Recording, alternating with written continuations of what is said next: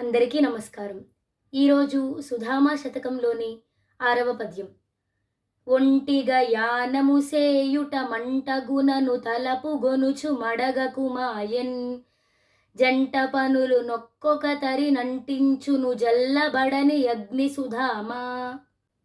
ఒంటిగన్ ఒంటరి అయి యానము చేయుట మోక్ష మార్గమున ప్రయాణించుట.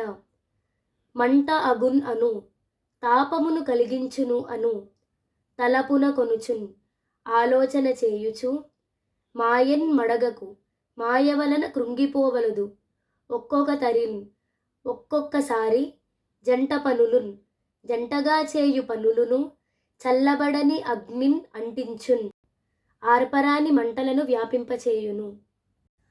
ఓ సుధామ, సంఘములోని అసమానతలను రూపుమాపుట కొరకో లేక సంఘ సంరక్షణ కొరకో మనువు మొదలైన పెద్దలు బ్రహ్మచర్యము, గృహస్థాశ్రమము, సన్యాసము మొదలైన వివిధ ఆశ్రమాలను ఆయా ధర్మములలో ఆయా నియమ సూత్రములలో పొందుపరచుట జరిగినది. ఒక్క ఆశ్రమము రెండవ దానికంటేనూ గొప్పదని చెప్పజాలము.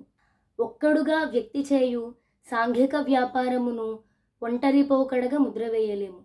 అటులనే జంటగా వేరొకరితో కలిసి చేసే వ్యాపారమును ఫలదాయకమని ఘంటాపథముగా చెప్పజాలము. ఎవరికి వారు వారి ఆనంద మార్గమును ఎంపిక చేసుకొనవలసినదే.